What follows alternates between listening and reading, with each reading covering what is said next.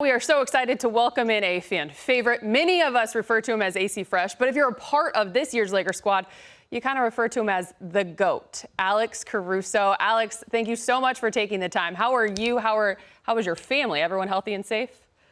Yeah, thanks for having me on. They're great. Family's back in Texas, Fort Worth, Dallas area for my sisters and my mom and dad in Bryant College Station. They're doing great though, doing the best they can, like all of us, to just kind of get through these unusual times.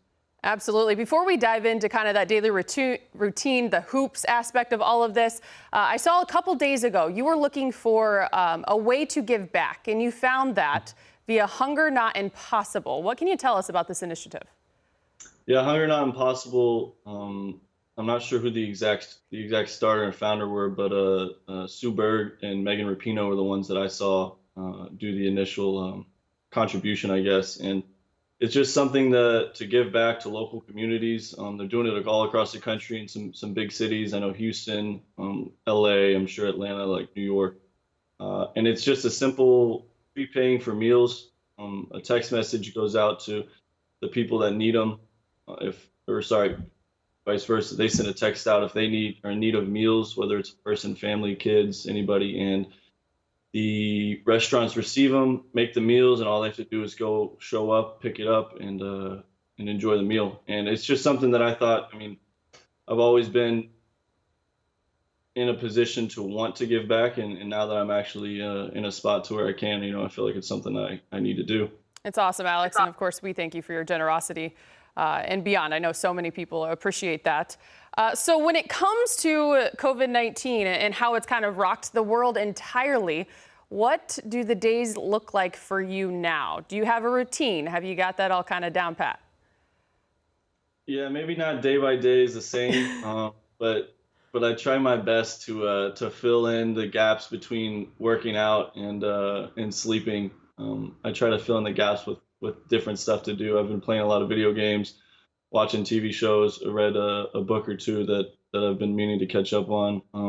But as far as the workouts go, just doing the at-home garage gym that I have going on, doing that, and then a couple of days a week finding a safe gym to kind of get some shots up in.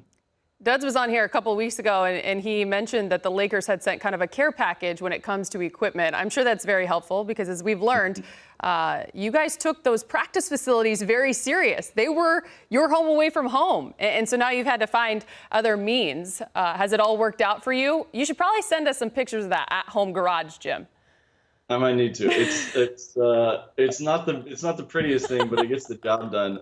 Yeah, I mean, I have a light dumbbell, heavy dumbbells, jump ropes, and resistance bands, longer resistance cords and stuff, and then just kind of do what I can to run and keep moving. I got a couple of basketballs, which is good. But yeah, like you said, the practice facility is such a great resource for us and everybody around the league because it just kind of brings everything into one, and it's the best equipment, it's the best structure for us. So to not have that has been difficult for sure, but I think we're doing our best to kind of get through it. Have you guys still been able to stay connected as a team via Zoom workouts? I know Zoom became a really big thing during this time. Frank Vogel mentioned that you guys were connecting as a team on Zoom workouts too. Yeah, our strength and conditioning guys have our three coaches, Ed, Chatton, and Gunnar, have been putting us through workouts twice a week through Zoom, and then the other days of the week, I'm getting a text from Gunnar. At least I am. I don't know if anybody else is doing it, but I'm getting a text from him, just workouts to do at home. And they're such good manipulators of fitness that they can make stuff work with even the little resource that we have at home. How different has that been for you? I know the one thing Laker Nation, anyone does not have to worry about when it comes to Alex Caruso is the work that you're going to put in. You're a workhorse. But how challenging has it been? Maybe more so for the mental side? Yeah, it's just so different, right? Because this is the time of year where right now we'd be in playoffs, but even before this, the month and a half before this, just going from playing basketball to just complete stop, red light. It's been difficult. Just kind of transitioning, like you said, trying to find a daily routine, trying to figure out what each day is going to look like when you don't really have a schedule. Obviously, so much has changed since the announcement that the league was suspended and so many things, and basically the entire world was shut down. From that moment to now, how has the mindset for you changed? How much have you thought about where you guys were as a team at that #1 seed and what you were gearing up for in terms of playoffs? What should be happening right now? Yeah, it's a little disappointing, obviously, but I mean the main concern is obviously everyone's health and making sure that nobody else is getting infected with the coronavirus, and people who could potentially be fatally harmed by it don't get exposed. But I mean, as far as the basketball aspect, of course, we're disappointed, and we were just getting ready. I think, in my opinion, we were getting ready to turn a corner and kind of ramp it up to get ready for playoffs and to finish out the year strong. So we're going to do our best to come back and get to that level as quickly as possible. It's probably not going to be a day one, just step right back out and get to that point of 60 games into an NBA season or whatever, however many we had. But we're going to do our best. And I think we have the type of team that mentally we're going to be able to get to that point, even if we can't get there physically right away. When it comes to steps, of course, the NBA announced this week that they may begin opening their practice facilities starting May 8th, of course, as it coincides with local governments.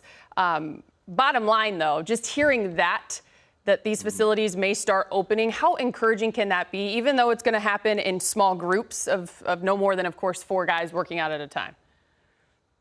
Yeah, it's the first step, and in a situation like this, a first step is a glimmer of hope because we had no first step for the last month and a half. Yeah. So to be able to just have something to even if it's just an idea and a thought that gets thrown out there, it's good to see that we really are trying to find a solution and by any means possible try to get this season completed. In terms of what you're ultimately going towards, there's a kind of a 2-part question here. There's so many scenarios and so many thoughts in terms of getting this thing going again for the NBA, one in which would happen without fans. How weird would that be? Yeah, weird is the perfect word for it. Oh, good. I was going to say, are you thinking about that word? Was that weird in general? Exactly. That's the word you can use to describe it. I mean, an NBA game with no fans is kind of unfathomable until this situation pops up, and it might become the only solution possible. So, I mean, it would be very interesting. We go through the summer as basketball players, and we play open gyms where it's just the guys on the court and the guys on the side waiting, and I think that would probably be the closest it would be. But then you throw in the coaches and the refs, and I mean, someone's gonna have to work the scores table. It's definitely going to be an interesting situation. I think the closest thing I can compare it to was playing a close scrimmage in college early in the year, and the only people allowed are the 2 teams, a couple people to work the scores table, and the refs. I guess for people that went to college, we had a couple guys on our team that didn't, so maybe I'm gonna have to share my experience with them. But that's the only thing I can think of that can compare. Are there any scenarios out there that you're a fan of or any that you've thought of that you may not have heard? I know you trust in Adam Silver in the league in terms of putting the right measures in place, but they've talked about maybe playing in a centralized location in Vegas. Any that you like or that you heard? Yeah, I've heard the Vegas idea. Just recently, I heard something, maybe something down in Disney, just because they have the Wide World of Sports complex with a bunch of gyms where I think they hold the AAU nationals there. At least they used to. So I don't know. They're capable. I think at the end of the day, it's going to be whatever's safest. I think that's really what's going to happen. Vegas would be great from an LA standpoint because if going to Orlando and adjusting to the time zone would probably put us back a couple of days. But I think at the end of the day, just having something to do or a place to go would be the best situation. Before we get into what you're reading, what you're watching, all that fun stuff, what can you tell us about the team? And just in terms of how connected you guys are remaining. I know at the beginning of all this, again, Jared Dudley, one of our first players on here, said that the text chains were on fire. Where are you guys at now a couple weeks later? Yeah, throughout the whole year, we've had a great team group chat just as far as participation and the content that goes into it. But I mean, nothing's changed in that aspect. That's one way where we can still keep in touch, and nothing changes with that because you can do it through your phone, right? So you don't have to see anybody. It's been the easiest way to just kind of have some type of normality with our everyday lives because that was something that we used pretty regularly, if not daily, to kind of communicate and kind of build that chemistry. So it's been nice to have that still to keep that going. Absolutely. So Alex Caruso, what are you watching? Movies, Netflix, shows? What are some things that we can all tune into if we haven't already? So I started Ozark beginning of the year, and I just recently finished season one of it. And I'm notorious for not finishing TV shows and stuff. So I'm You have to continuing. finish this one. I'm continuing. Yeah, I know. Thank you. That's been anybody I've talked to about my Netflix shows. They've said I have to finish Ozark and get to season three. I'm gonna do that. Gonna do that. So Been good. rewatching Office. I'm a notorious Office stan. That's my go-to. I And watched then the just first episode, and why does it not surprise me that you love that show? yeah, I've that's only my watched favorite. one episode, but that does not surprise I've me. watched like 4 or 5 times through. It's the best. That and then just rewatching old movies. A bunch of Marvel movies. The Accountant. Some shoot 'em up movies. Fast and Furious. Long movies. Time-consuming movies. Yeah. Well, right now you have the time, so that's a good thing. When it comes to the Bulls documentary, The Last Dance, have you tuned in for that? Oh, What of are your course. thoughts? Of course.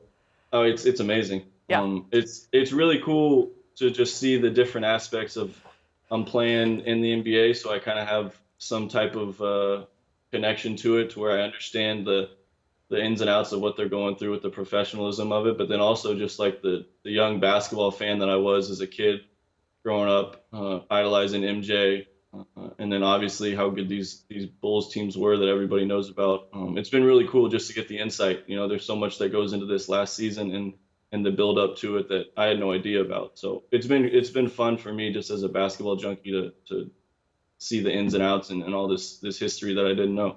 I will say this, watching episode 3 within the first 10 minutes, I think it was after Dennis explained the art of rebounding, which was phenomenal to me. It's a real thing. It's a real thing. Were you blown away by Basketball that? player- yeah, basketball players know. I mean, at least they should. I think I know. You can tell where the ball is going to come off. You can tell where the ball is going to bounce. And you've played so many games in your life. You know the different bounces that are going to come out. It was awesome to see him talk about it though, when he was like, "Ping, go that Yeah. way, go that way." I was like, yeah, he's got something going on in his head where he's on like another level. I might be on like the high school version of rebounding, and he's got his PhD. Oh, I'm on the elementary version of rebounding, but it was in that moment that I went and bought a Dennis Rodman jersey. Yes, I did. It's on its way. All right, what are you reading? You mentioned that you're reading, I believe. What are you reading? I did. I reread 2 books that I really liked. 2 of my favorite books.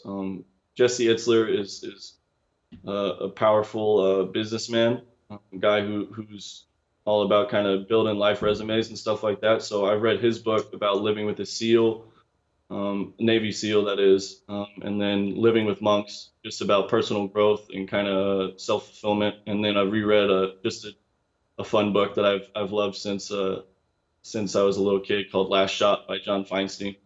Oh, that's awesome. You've Yeah. been so productive with your time, Alex Caruso. Again, We've had a month and a half, and this is a very little. I mean, I've been trying my best.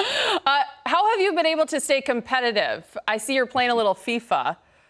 Yeah. I played in a FIFA tournament with Bleacher Report football against Tyler Adams, U.S. men's national team player, and then a bunch of other NBA players and soccer players. That's been fun. Played in a Call of Duty tournament with a streamer that I'm a fan of. Not with him, but in his tournament with Josh Hart, ex-Laker, still friend, and then another buddy of mine, Frank Nitti. Some people around LA, the Drew League, might know him. But yeah, those are the few things that I've been able to like compete through, and it felt weird yesterday because it was a real tournament where we're playing for some type of prize, and it was the first time I've been able to compete in anything in like weeks. So I was actually like had some like not nerves, but some adrenaline pumping through me, where I was like getting ready to actually play in a basketball game. Just a couple more for you, Alex. But if you could have one word, if you could use one word to describe what this team will be like when it comes to the competition aspect, once you're finally able to get back out there, roll that ball out on the court, how would you describe what this team was going to be like, competition-wise? Ready. Duh. I think that's the word. I think we got pros. I think the young guys on our team, including me, are aged beyond our years as far as work ethic and mental preparation. I think everybody's just going to be ready. I mean, when you know the goal in sight, and you know that it's attainable, and you got leaders like LeBron, AD, Dwight, JaVale, Rondo, guys like that who've been around. and have great work ethic. I think the only word I can think of is ready. I asked that question to set me up really for this one for you, because when it comes to your social media, you stay interactive with fans, and you recently posted a photo of a group of you to which you said, "Name that band." Mm-hmm. Did you like any of the responses that you got? Everybody kept trying to make it a headband joke, and I guess I should have done something better. Like there was a wave of what the name of their mixtape or their album coming out was be. I should have done that instead. There was a lot of headband jokes though. I remember that. That was from I think that was the Oklahoma City game where LeBron and AD sat out and we played pretty well. So And it was like, "We don't need you to. We got this." they're the lead singers. We're the band. We're the whenever they need to take a night off on tour. Speaking of that, I liked Alex and the Caruso band, Jared and the Jets. I thought that was funny. The Jets is good. Oh, I went through all this. Band of Goat Ciders. The Jets, correct? What's that? That's a playoff of a real band, right? Benny and the Jets? I can't believe song? I just knew that, but that is, yeah. Yeah. Okay. Headband Hooligans? You're right. Everyone played off the headband. I thought it was fun. Yeah. But I mean, rightfully so. Yeah, I think it's time for you to post another one. We need some more. I know. Maybe I need to make this a weekly thing till we get back. Find some old photo from this year and have some people guess some names. That would be so fun. Before I let you go, anything you want to say to Laker Nation that misses you guys all so much? Yeah, I mean, it's reciprocated. You know, we miss them. We miss playing in Staples. We miss just having the daily grind of being a basketball player for the Lakers. You know, there's a lot of fun and a lot of joy that comes from playing this game, but especially when you mix in the fandom and the craziness that Lakers fans bring to it. Alex, we appreciate you, your time. Stay healthy, stay safe. We'll talk to you soon. Thanks, Allie. You too.